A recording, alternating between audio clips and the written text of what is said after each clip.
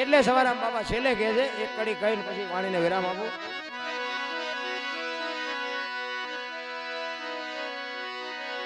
એ જીવતનમાં કોઈ તપાસો. જો સવારામ બાબુ ઉઘાડી વાત કરી. તન કહેતા આપણો દેહમાં એ કે તપાસો, બહાર કાંઈ જોવાની જરૂર નથી. દુનિયા જોવા જેવી છે, તમે આંટો મારો જોવો માણા કેવા છે, મકાન કેવા છે, ધંધો કેવો છે, એ વાત બરોબર. બાકી મળે તમારી પાસેથી જ તમને મળે, બહારથી કાંઈ ન મળે. એટલે કે છે એ જીવતનમાં કોઈ તપાસો તપાસો રે એ તપાસો તો તમને તત્વ તો જડે.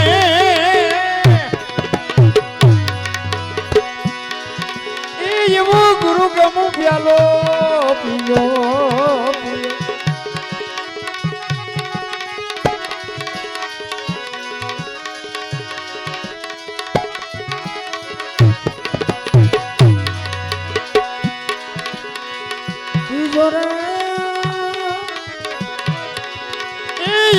પદ પામી હું તો સદગુરુ જીવને એ એવો ગુરુ ગમ પ્યાલો એ એવો ગુરુ ગમ પ્યાલો.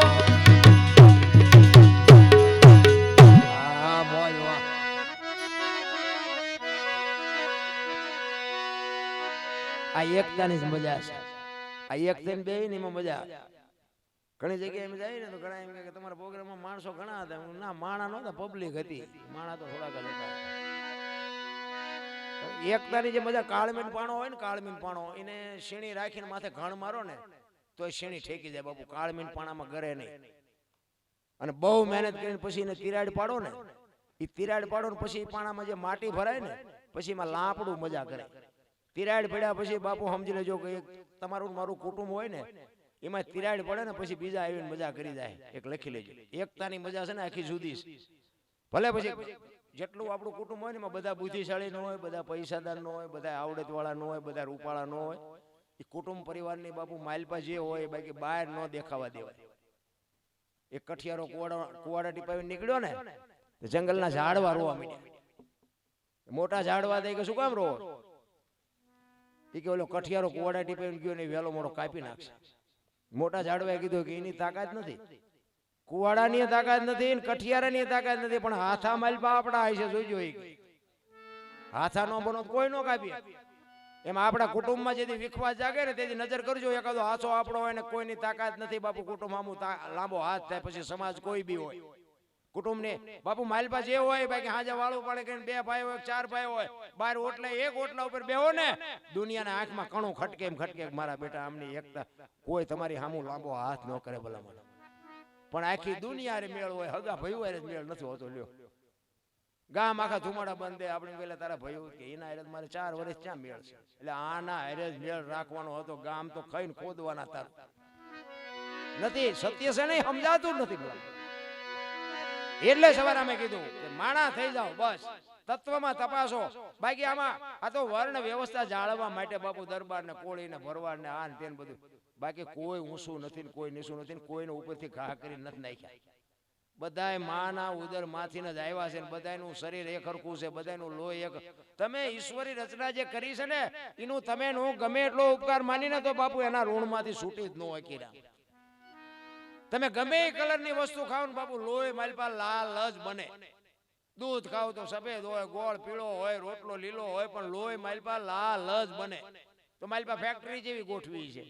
તમે કયો મને આ આંખો બે ભગવાને આપી છે. તમે જોવો એક આંખથી જોવો તો એક જ દેખાય, બે આંખથી જોવો તો એક જ દેખાય.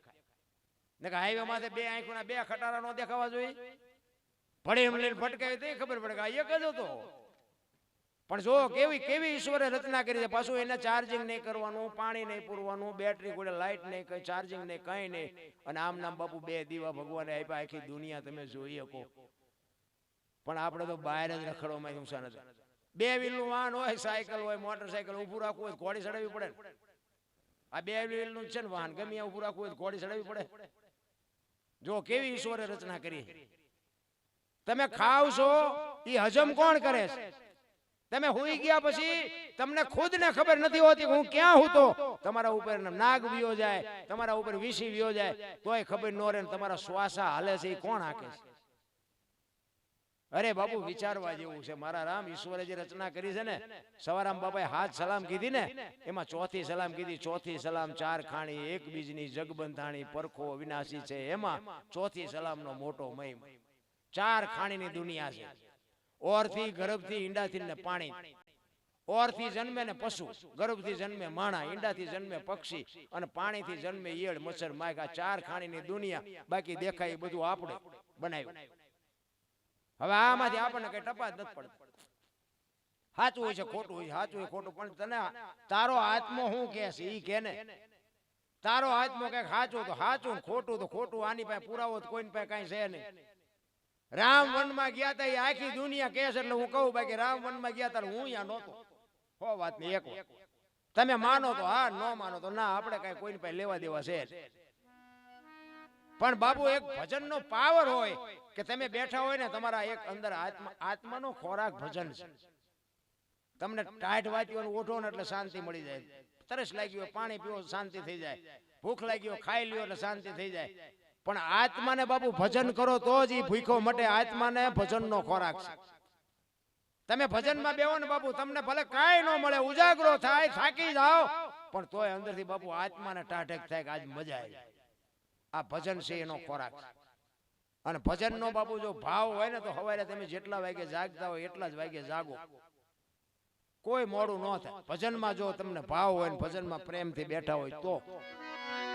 એટલે સવારે આમ છેલ્લી ઘડીમાં કહે છે, ઉલટા પવનમાં આનંદ વર્ત્યો રમતા દિન રાત, દાસ સવો ફૂલગરજી ચરણે અમે કેને કરીએ વાત. સંતોના તો રુદિયા રોયા. અમારે કોકને કેવું છે પણ કોઈ હા પડવા જ રાજી નથી. કોને કેવું બાપુ? રોઈને ગયા.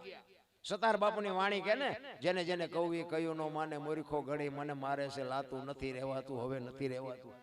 જેસલની વાણી કે રોઈ કોને સંભળાવું, મારો રુદિયો રોવે, માયલો ભીતળ જલે.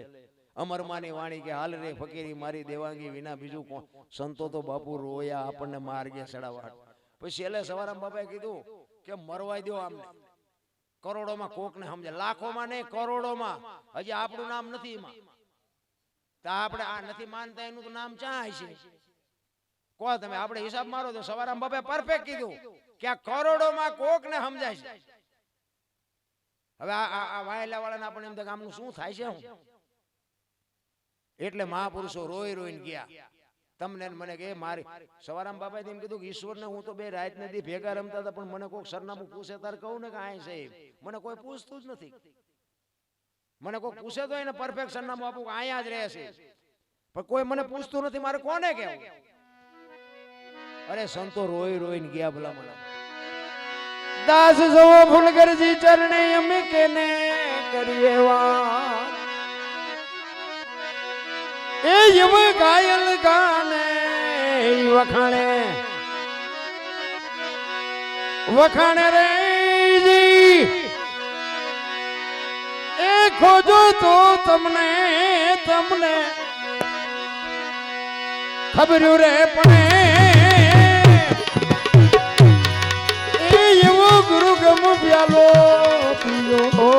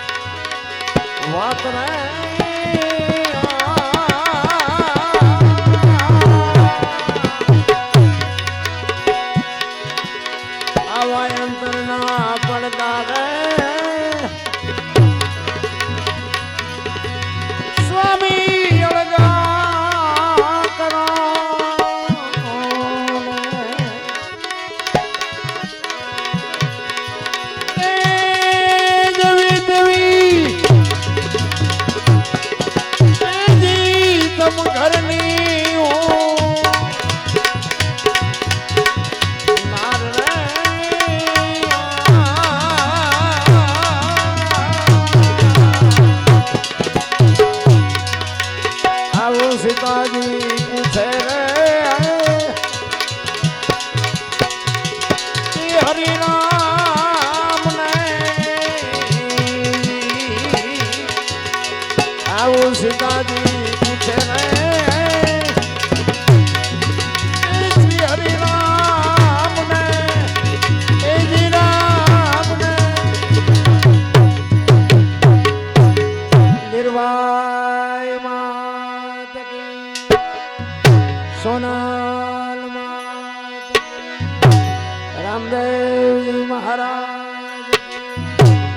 નારી ગુરુદાસ મહારાજ ઓ